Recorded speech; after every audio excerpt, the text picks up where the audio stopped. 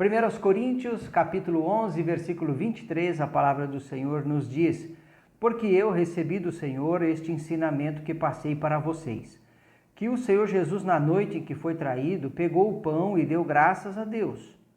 Depois partiu o pão e disse: isto é o meu corpo que é entregue em favor de vocês. Façam isto em memória de mim. Assim também, depois de jantar, ele pegou o cálice e disse: este cálice é a nova aliança feita por Deus com o seu povo, aliança que é garantida pelo seu sangue. Cada vez que vocês beberem deste cálice, façam isto em memória de mim. De maneira que cada vez que vocês comerem deste pão e beberem deste cálice, estão anunciando a morte do Senhor até que ele venha. Muito bem, queridos, estamos na semana da Santa Ceia do Senhor e nós vamos falar um pouco sobre os elementos da Ceia do Senhor. Exatamente sobre este texto que eu acabei de ler e que é lido em todas as ceias das nossas igrejas. Como introdução, eu quero lembrar você de João 6,54, onde Jesus disse assim: quem come a minha carne e bebe o meu sangue tem a vida eterna e eu o ressuscitarei no último dia. Queridos, quando Jesus falou estas palavras lá em João 6,54, que todos deveriam comer a sua carne, beber o seu sangue, você vai observar no versículo 66 do mesmo capítulo, que diz assim: desde então muitos dos seus discípulos tornaram para trás e já não andavam com ele.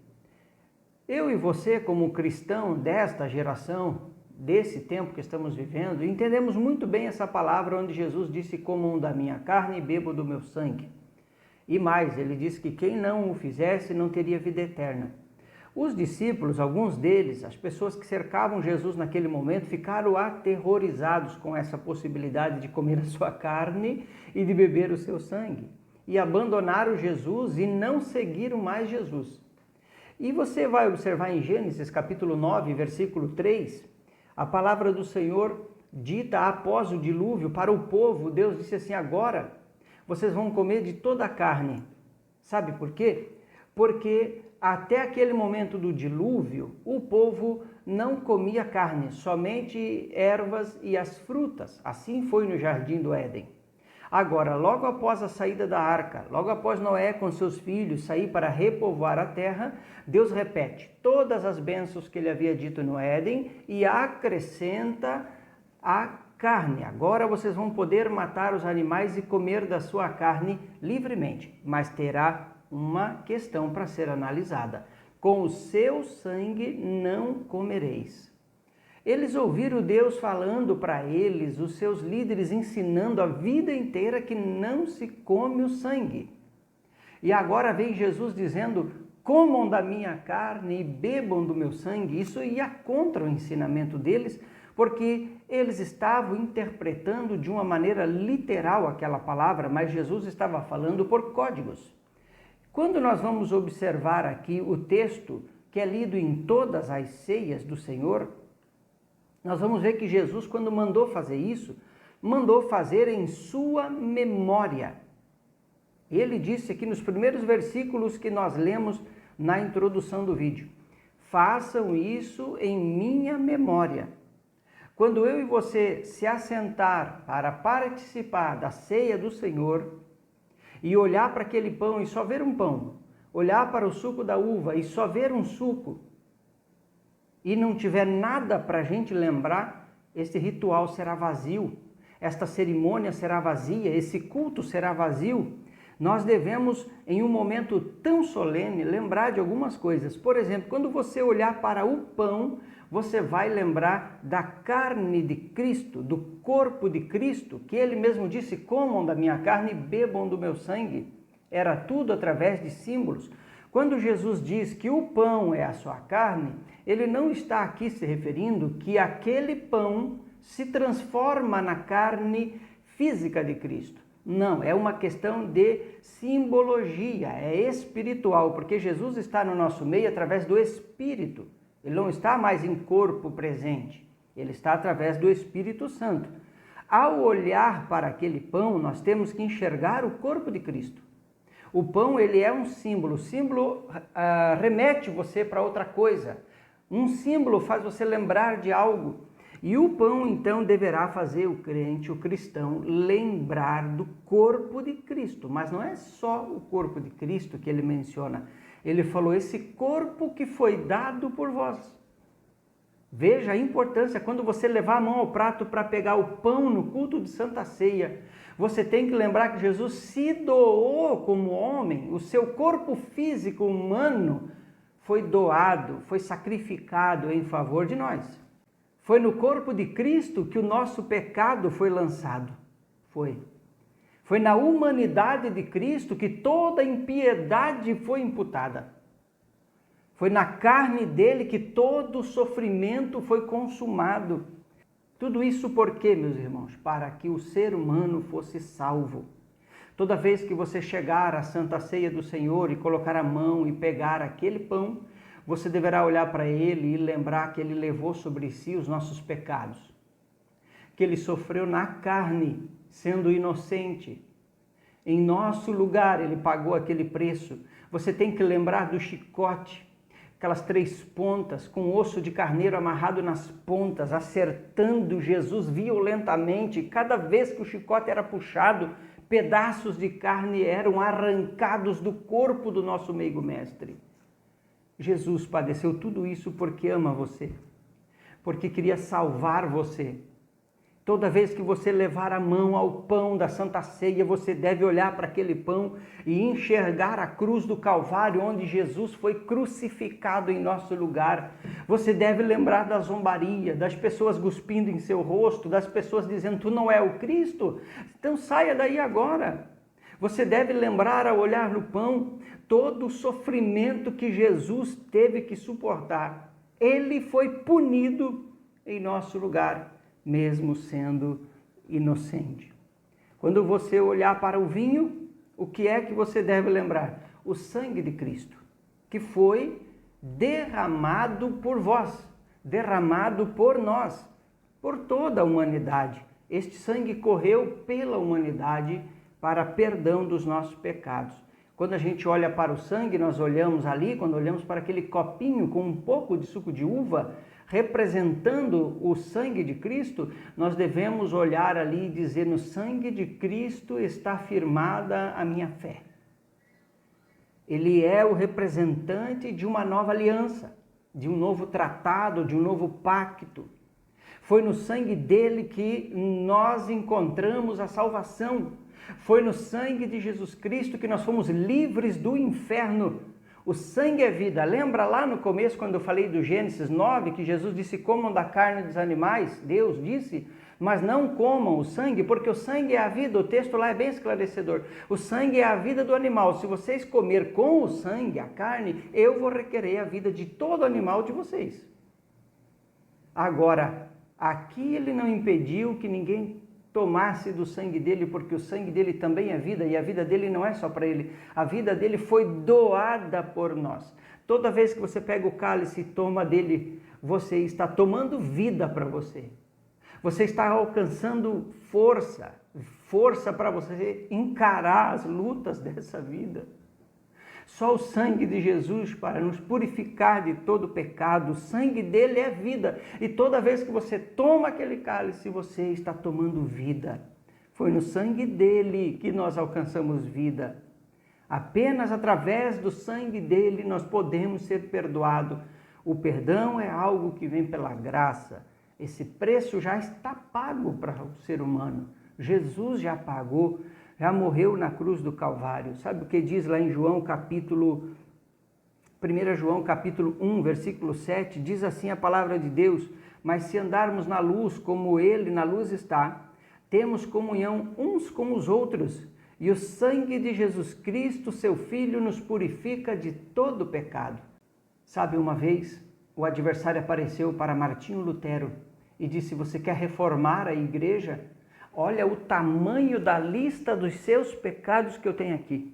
E aquela lista de pecados era enorme, era grande, e ele foi observando cada um daqueles pecados e ele disse: realmente, cometi todos esses pecados que estão aí.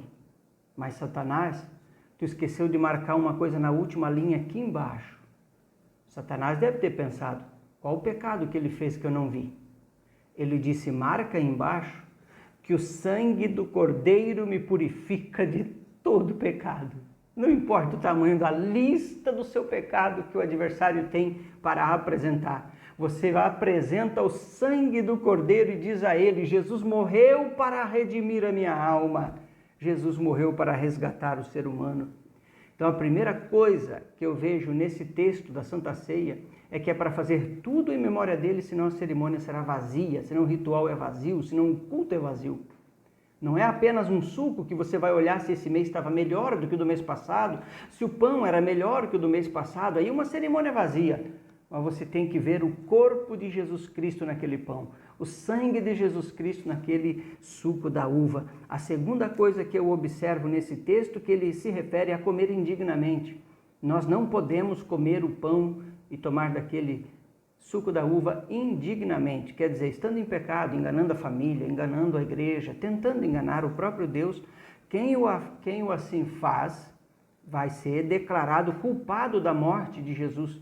O texto da ceia é claro: aquele que tomar dele indignamente será culpado do corpo e do sangue do Senhor. Então hoje nós somos perdoados. Nós temos o sangue do Cordeiro que nos cobre. Então, quando Deus olha lá de cima, Ele não olha o Fernando o pecador. Ele olha o sangue de Jesus me encobrindo, tomando conta da minha vida. Em outras palavras, quando Ele olha e diz assim: Ele é digno de morte, Ele olha e lembra: mas o meu filho morreu por Ele. Pagou o preço do resgate por Ele. Então, o sangue de Jesus Cristo nos purifica. Aí nós precisamos da oração, da consagração, da confissão, do conserto, para não estar indigno, senão seremos declarados culpados do seu sangue. Agora, realmente, nós somos culpados de sua morte, porque ele foi inocente até a cruz, foi para nos redimir, então nós temos a culpa. Mas por que não seremos punidos dessa culpa? Porque ele veio para nos redimir. O seu sangue cobriu a gente e então a gente não é mais culpado neste sentido, enquanto estivermos debaixo da graça. Mas o sangue de Jesus Cristo nos purifica de todo pecado. Então não coma do pão e não beba do fruto da vide estando indigno. A terceira coisa que eu vejo nesse texto, quando a palavra diz: examine-se, pois, a si mesmo. As pessoas estão examinando uns aos outros. As pessoas estão julgando as outras pessoas. Estão ouvindo a profecia pesada ali no culto, exigindo um conserto e procurando para quem serve. Acho que essa foi para o fulano. Não, está errado. Você tem que ouvir a palavra, não importa se ela é pesada, se ela confronta, o que ela faz naquele momento é o melhor para a tua vida. Você tem que olhar e receber para você. Examine-se cada um a si mesmo. Depois, aí sim, depois, coma do pão, tome a ceia, participe daquele culto, mas examinando a si mesmo. Pare de julgar os outros, pare de querer tirar o cisquinho do olho do seu irmão, enquanto há um tapa-olho no seu olho do tamanho daqueles dos filmes de piratas. Mas só você não vê. Para de procurar coisa errada na vida dos outros e vai para o espelho. Para que é que serve o espelho? Lá na tua casa tu chega diante de um espelho e começa a se olhar para ver se o cabelo está arrumado, para ver se não ficou sujo de pasta de dente, para ver se está do teu agrado a sua aparência. É para isso que serve o espelho. O espelho não mente. O espelho mostra a realidade nossa. O espelho mostra como estamos. E qual é o nosso espelho para depois ir tomar do pão e beber do vinho? É a palavra de Deus. É nela que eu me espelho. É nela que eu olho. Deixa a palavra te julgar. Deixa a palavra te limpar. Deixa a palavra fazer a obra na tua vida. Examine-se, pois, o homem a si mesmo com o auxílio da palavra. Aí sim você vai estar abençoado. Mas as pessoas estão preocupadas. O que será que Deus pensa de mim? Será que Deus está achando que eu sou o cara? Queridos, não há nada que possamos fazer que venha impressionar a Deus. Nada. Não se preocupe em o que ele está pensando de você no aspecto financeiro e humano, terreno. Ah, eu sou fiel. Ah, eu faço. Não. Nada que você possa fazer vai ser mais do que Cristo fez. Ele derramou o seu sangue por mim e por você. Nada o impressionará. Agora, você pode estar pensando, puxa, eu recebi uma profecia boa. Que maravilha, que mensagem maravilhosa, eu estou animado. Jesus falou isso, falou aquilo, irmãos. Não importa o que você ouviu numa profecia, importa é que você sabe como você está. Como pode estar feliz com uma profecia boa se não se liberta dos vícios, se não se liberta do adultério, se não tem uma vida de oração na sua casa? Eu me admiro o crente que ouve profecia, eu tenho visto tuas orações na madrugada, e ele chora e ele se alegra, quando na verdade nunca acorda de madrugada para orar. Não se empolgue com coisas assim. Esteja preocupado em examinar-se a si mesmo.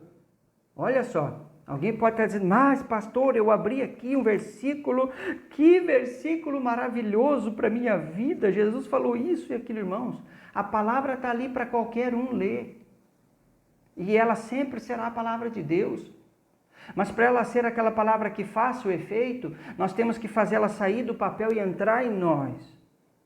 E deixar ela fazer as limpezas, abandonar as práticas pecaminosas. Examine-se, pois, o homem a si mesmo. O mais importante é você fazer uma avaliação da tua vida. Depois, coma desse pão e beba desse cálice. Amém.